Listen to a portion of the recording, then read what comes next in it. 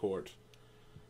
It's less happening. There's less going on than there would be at the royal court, of course. There's like a smaller, very small percentage of knights that you would encounter, but there's still some discussion as to the events happening around the Isle of Britain.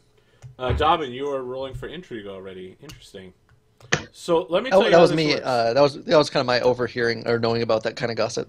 Yep. So this is how it works. At the court scene, there's almost always some intrigue going on. If you're at the royal court, there's usually news and conversation with the royals that you can talk to. Intrigue can be used to discover rumors. There's usually more than one, which means more than one person needs to roll intrigue. Or you can use it to arrange events such as clandestine meetings or deals. Anyway, so Dobbin, you speak with a few of the servants. You have a pretty well-connected network at this point. Pretty much everyone has a few denaries coming from you. And one of the serving men stops by you, and he stands like back to back with you, so no one will know that you're talking. And he kind of talks over his shoulder and says, "My lord, Merlin is absent because he is exhausted from using so much magic last year to help King Uther win a victory at the Battle of Dumen. But the king has promised to help Ulfius of Silchester." Exhausted his magic. And then he disappears into the crowd. Sermon. So, I'm thinking Sermon is probably talking to other squires and page boys and other young knights as he energetically prepares for another song. Would this be correct? Sure. Okay. Sounds And right. one of the squires is like, "You know, I heard my master, Sir Durlock, say, you know, don't you, that the mages must sleep when they use their powers to a great extent. And the king is so impetuous without a magician's guidance. I hope he's not acting too rashly. Now, again, that's not what I said, sir. That's what my master said." And then he sees his master coming, and he's like, "Oh, I'll be out of here then." And he just scampers off. So Dobbin and Sermon can both mark a check for intrigue. Can it be higher than 20? Yes. Yes. So in Okay. order to raise it, you'll either need to invest a skill point when you reach 1,000 glory, or you'll have to roll a 20 on your end of your Okay. check. And that just gives you a much easier chance of critically. Yeah. So is there anything else you'd like to do? In attendance is Lady Indig. Of course, there's Lady Jenna, the daughter of Earl Roderick and Countess Ellen, who are How old also is she both now? in attendance. Lady Indig is still the exact same age. No, I mean, we never know, like, Jenna, like, the Earl's daughter. Oh, I believe she's 16 right now. She's just been presented during your knighting ceremonies. So, I'm going to go chat with Dobbin for a bit while we're hanging around the court, because I have some inkling he knows most of the things around here. He's been whispering in my ear every once in a while. Currently, my notepad's open. It's like, "Sir Merlin, his magic is exhaustible." So, I wander over and I inquire. You mentioned to me before that Lady Integ had an interest in me. Do you know Oh, if she has she's an interest in Christian? fabulous knights, and I see you as just as great as any other. Better than That is a myself, of weird way to course. say that, man. And that I What? can see you benefiting from the amount of prestige she has to offer. Oh. Fabulous knights. I, of course, said fabulous in a non-fabulous way. Oh no, he meant. Fabulous.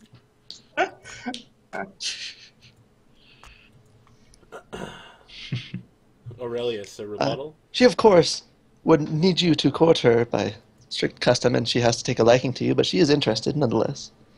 She's interested in all of our small posse that recently became knights. But you, I can see you and Indig getting well along. I have recently had spoken with the honored bishop, and he has made clear to me that my adventures outside the matrimonial bedchamber are no longer to be tolerated.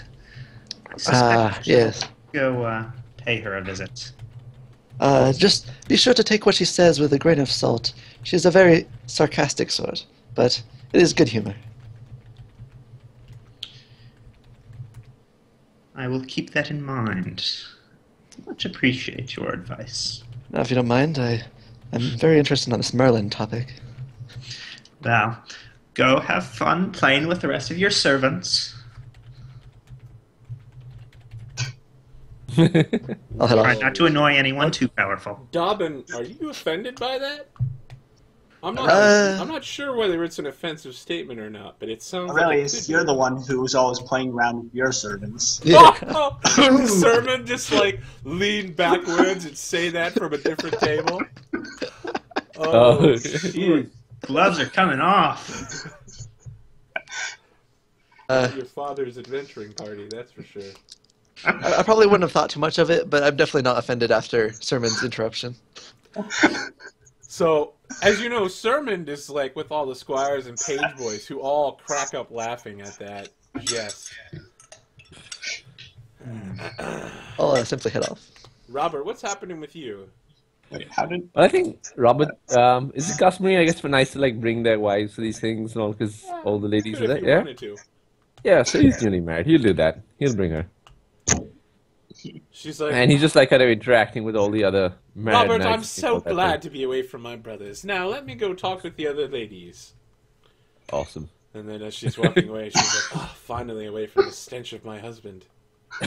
She says it loud enough so she knows that you can hear her as she walks away. Someone needs to work on his bathing, apparently. Yeah. Spending too much time getting beaten up by his brothers-in-laws. What the hell? I'm gonna have to challenge them to something. 5-on-1 them to a hawking contest. Yes. Hawking. Or a hunt. Maybe you Yeah. can lodge your sword into the tree. I think he's just going to plan to lose them in the forest. Yeah. Yeah. Sorry, Follow honey. me, We went out guys. for a friendly hunt, but I guess they wandered off. I don't know where they went. I think Robert's gonna go hang out with his knightly bros, find out what's been happening. Okay. They fill you So in lads, on the what events of the adventure for list. this year? Yeah. What plans? Will we be fighting Saxons this year? So as you say that, Saxons? we cut the camera like holy That's shit Saxon out dog and testing pans. my feet up. We get to the front hall where a man wearing Uther's colors, and he has the seal of the Pendragon on his heraldry, kind of bursts in the front door, and he's just like exhausted, and he takes this scroll and he throws it to the herald, who opens it and reads it, and it begins calling for order in the court. Earl Roderick storms over and is like, "Herald, how dare you interrupt my feast?" And then they begin discussing quietly, and you can see Earl Roderick go pale. And he turns and opens up the scroll, and he says, "By order of King Uther, all the knights of Britain shall convene in the city of Salisbury in the early summer. All of my knights, I declare now, are to convene here immediately." And he says, "Well, except for those of us who are already here, eh?" Ah, No one really laughs. The Saxons are coming over, and it gets very quiet then. the Saxons. Yes, Saxons. Let's kill some Saxons. And then he turns to various knights and begins assigning them to battle groups, and he says, "Sir Ameg, you were once trained by the adventuring party who were..." I'm not saying this right. He says, "These fine young gentlemen," he points to you, your group, he says, "you were trained by their fathers, were you not?" He says, "Of course, O Roderick. Sir Ameg shall lead your group, young knights. I trust that you will keep him well. I hold him as dear to my heart as I do departed Sir Elid. Oh god, Oh. this is going to turn out I horribly. learned not to make the same mistake when facing And Saxons. we all look at Dobbin, like, you know. Yeah. I imagine I Turn almost to have a Dobbin and be smile. like, don't screw this one up too. I was bred for this very day. So Sir Ameg is a banneret with 6 knights under his command, 6 vassals. Whoa. And together, the 11 of you form the 3rd squad of Earl Roderick's force. That all our knights. None of you have any knights yet. Our household knights? Right, but they're not under your command. Oh, Yeah. They're under the, they all owe loyalty to Roderick directly, just like you do. okay. Aren't we pay for any of them? Yeah. Ah, So, it's a flurry of activity over the next week as knights arrive from all over Britain to the city of Salisbury, and as the youngest, newest knights in Earl Roderick's household, you guys are assigned all the George jobs. So anything Aw. that the squire that's too noble for the squires to do, but not good enough for a higher ranking knight to do, you guys are assigned to do everything for all of the knights of the entirety of Britain. And so you spend the entire week running around completing tasks, shining ceremonial armor of high-ranking knights, that kind of thing, carrying messages between noble council meetings that couldn't be trusted to some page boy. In the process, Dobbin, you hear a interesting rumor. Can you roll intrigue for me, please? Yes. I'm very interested. I just want to see how interesting this rumor is to you. Watch roll. Standard interest. Okay. No, that's a pretty good interest. A 16 is a very good interest. You hear it noted between Bishop Dubricus, who is the Bishop of London and the head of the Roman Catholic Church in the Isle of Britain, is speaking to Earl Roderick. And Earl Roderick says, Bishop, you heard the news.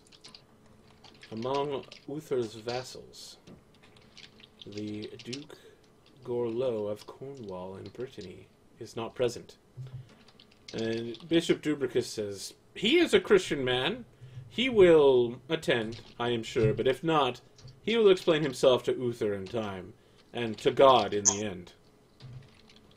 And then they turn and notice you there, and are like, giving you the stink eye, giving you the indication you need to move on. Oh, sorry, I was passing by. I was clearly not passing by. how many dukes does King Uther have? How many what? How many dukes does King Uther have? Quite a few. So there's basically a duke or a count for every county, right? And we can see on the big map here. It's like 15. Yeah. I was trying to understand, like, dukes are a big deal, right? So, Yeah. I mean, they have, like, a lot of forces under them. So if he hasn't shown Dukes up, are bigger none of his than knights- earls. Yep. Yeah. Dukes are bigger than earls. So he is the commander of the southwest of Britain, called Cornwall, and then he's also a duke in France of Brittany, which is the northwestern region of France. So he is himself quite a powerful individual. So you march to war. Yeah, war. Are we fully healed at this point? You are. Okay. 2 months Okay. of Enough time. Finally kill some Saxons. You do march to war against the Saxons. Robert's very excited about this. Dobbin You was are bred for this involved moment. Let me make sure that I get this to the That audience. undefeatable knight will just have to wait.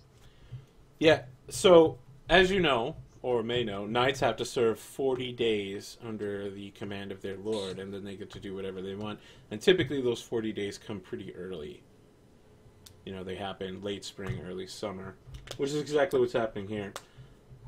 So you hear word that the Saxons are landing a new force at Malden, where Uther and his battle group is making the march on Mircreed Creek. And Duke, I believe it's Duke Lucius. Yes, Duke Lucius of Colchester marches against them at Malden in the county of Logres. Let's see, where is Logres on? You get a quick ping. You're looking for Logres? Yeah. Logres is basically the entirety of southeastern. I mean, it's not a county; it's an actual kingdom. Okay. It's Kent, So, like, Sussex, Salisbury, Silchester, Rygen. It's huge. Okay. The 485 map should show you how big it is, actually. It's on Macoons or no? So Malden. on this particular map right here, Logres is the southeast part. Oh, I see it. Yeah, that's It's really pretty big. It's on Malden. Yes, Malden is where the second force of Saxons is landing, and you guys are fighting at Mircreed. So are we bringing our own armies, or I don't know? No, we're part of it. You're part of an army. You're part of the squad that is part of Earl Roderick's force. That is the rear guard of Uther's army. Like our peasant levies and stuff. Are those kind of? They are, but they're not under your command. Actually, the peasant levies don't come. The other knights you have come, but they also are not under your command because they, again, owe loyalty to Roderick rather than you specifically. They're not your vassals; they're just your family members. I have my faith that Roderick will plan out the armies accordingly. I will trust my family members to it. We are very good Saxon killers. So we're one of their lords, but not their liege lord. Well, you're not their lord. You're their family, right? I mean, they live on your land or they live on your family's lands, but they don't owe direct loyalty to you, just familial loyalty. Their actual loyalty is to their liege, Earl Roderick. You're just like, I guess, more like senior in terms of like we're a higher ranking kind of a knight because we're vassal knights. Yeah, that's it. But yeah. Okay, so Uther takes the center. You've never heard of the gentleman who is taking the western column, but you take the eastern column. And the first charge is against Saxon footmen. Okay, so I need to make the roll. Uther is rolling for his battle skill. He has superior troops, and so he gets a +5. He succeeds. King AL also succeeds. Both troops go into battle as anticipated. There are no issues here, and now we begin the battling. Question. Is this skirmish or battle? This is an actual battle. You're entering the big leagues now, my friend. If you're following along at home, it is page 205. Okay, the enemy is Saxon footmen. The PC units here are Sir Emig, his 6 vassals, and yourselves. The scale is a medium-sized battle. Between 2,000 and 5,000 are engaging. The durations have been set by both commanders. The modifiers have been rolled. The first charge begins against Saxon footmen. Yeah. Do we outnumber them, or? Nope, there are equal number of Saxons as there are you. Very well. You I'm all still going and passionate. You get your first charge bonus against the Saxons. Nice. So, let me grab your tokens here, and we shall begin.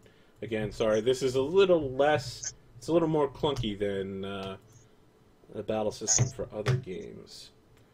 But let me put your... Actually, why don't the 4 of you all roll a d20, and we'll see who you end up facing. That might be my favorite thing, is to let you choose the form of your own destroyers. Dobbin has a 1. Aurelius has a 9. Solomon is a 13. And Robert is a 14. Okay, let me just move that to somewhere where it's much easier to see. And then put you guys in order. Robert is at the end. That's Dobbin. Aurelius. Okay. Dobbin, you are facing off against a peasant. He is holding a shovel. He's not wearing any armor. Aurelius, you are facing off against an archer who is also not wearing any armor. He seems to be much more competent than you would anticipate. And with his bow, he will actually shoot before your attack goes off. Okay. Coward. Sermon, you are facing off against an archer. Same deal. He seems more competent than the other one. He is wearing some very light armor, like some sort of heavy bandaging mail. Finally, Robert, you are facing off against a foot soldier with a sword. Yeah. He's charging at you Saxon style, no armor on, but you could kind of see like this red emanation coming from his skin. It is clear that he has the evil Wotanic magic of the Saxons imbuing him. But still, he has no armor on and is running at you with just a loincloth and a sword. Okay. What modifier do we get against him for a last charge? Last charge plus 5? And they get a -5 to their skills. So, let us begin. The peasant fighting Domin has a skill of 0. And fails to hit him unless... Yeah, he just basically fails. So he charges you with the shovel, but with your lance charge, he can do nothing to defend against it. So the only question is whether he critically fumbles or not. He does not critically fumble. He just regularly fails. What will you do, Dobbin, with your charge?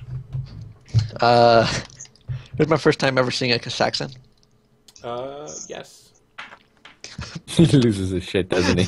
I probably lose my shit, even if it's a peasant. You wanna use your passion of hate Saxon? Probably. It's my first time ever seeing one. I was born for this moment, even if it's a peasant. I don't even care. So we get like this slowly growing bass beat, and then like the guitar, the like electric guitar solo kicks in, and you get a 13, and you are imbued with your hatred of Saxons, and your lance comes thundering in. So now you have mark a check on your passion. You also have a +10 to your skill, which already has a +5.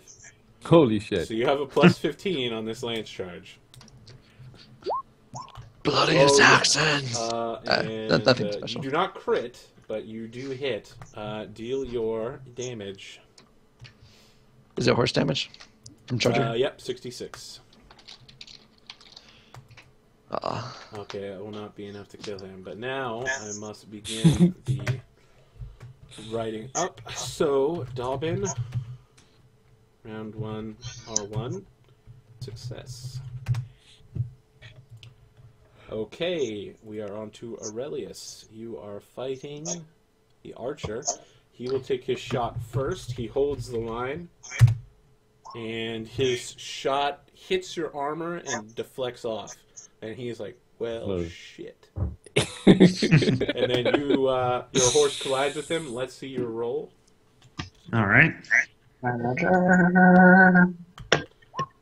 Oh, yeah. Nice. All right. Oh, darn, not as a critical. Sadly not, but still a fair blow.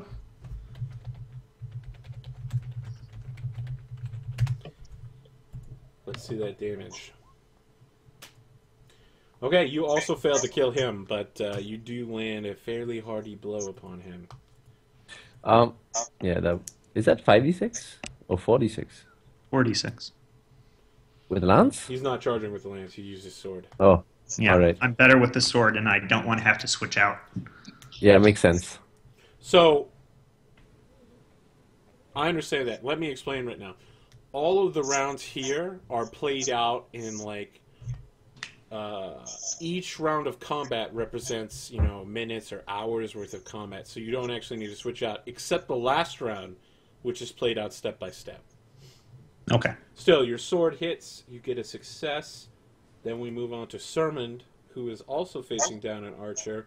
He holds his bow sideways, like all the pimps do, and releases one straight for your visor slit on your thumb. Yeah, right. And that will connect. But it's opposed still. No, because it's a bow. Actually, it's under missile troops under there. Is it? Yes. What is it opposed by? It's, however, to stimulate the nervousness of the missile troops. The skill is opposed by the knight's appropriate weapon skill. Okay, all right. Nice. Hit me with your best shot. And I'm going to be charging up. Okay. Are you doing passion as well? Yep. Loyalty Lord. Okay. So you can see Earl Roderick's banner behind you, but moving forward to the front, and you're just so filled with your love for Earl Roderick and your desired quest to defeat this knight and take the heart of Lady Gwenna. Mark down that you have a success and I already have a second there. Excellent. Ugh. Well, that's a 30 sword skill. Yep. He actually succeeds over you, right? Well, No, 14. let me think about that. You have a Nope. 19 on your roll, so actually you succeed. yeah, that's another weird thing I noticed. It also adds to your original roll as well as the maximum. Yep. So go ahead and do your damage. His bow also hits you right at the visor slit, but at the last second, it gets turned away and dings off, and you slam right into this guy. Sermond gets around 1 success. Oh, I should probably name this Battle of Mircreed. Mircreed. And then finally we come to the Mad Saxon, imbued with the hateful power of Woden, the god who gave his eye for knowledge. He will stand his ground versus his ancient and most hateful enemy, Sir Robert, and in the process he will call upon his passion, his hatred of all English knights. Oh crap! And he will succeed. And he's just like, "Rah!" What will you do? I was trying not to call upon a passion. Gonna have to do it. Okay. All right, come on, Sir Robert. I'm gonna call upon my hatred for Saxons. It might be my lower passion, but I'm still gonna do it. What the hell? Because this is Saxon. I'm going straight up hate Saxons. Alright, where are we? What's your score? 15, I think? Good shot. Yeah. Right before he rolls a 20. Yeah. Just No, rides my off luck. into the sunset. Okay, mark down a check next to that. You are imbued with an additional plus 10, bringing you to plus 25. And plus 5 for the charge, so plus Yep. 15? Yeah, it's plus 25 total. You get plus 10 for the first charge, right? Oh, sweet. Wait, we do? I thought you did, right? Am I wrong about this? No, right, yeah. Ah. I'm counting the passion twice for some reason. Okay. Right, you have a plus 15. Don't listen to me. Alright.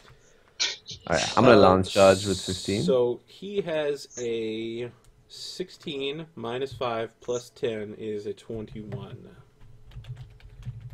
He's a plus 1. He has a 10. Alright. He just charges in with his lance. He goes, oh shit. You have a 17. Yes. Okay. He is in some deep shit. No, I have a 12 actually. Because it's Yeah, 30, right? So plus 10. You get a plus. Yeah, plus 10. Yeah. Over 20. So you have a 12. So 12. Actually, you still. I still win. beat him. Yes. Wait, he does? I thought the other guy had rolled a passion too. Yes, I included the passion because he also had a minus on. Yeah. Oh, for You got the a horse. plus 1. So his end score ended up being 21. So he gets a plus 1 on his roll. And so Robert gets a plus 10 for 12. So roll your damage. This guy has an armor of 4. And he gets his shield on this. So you will deal him some damage. You'll also knock him over in the process. Hmm. And you have a success.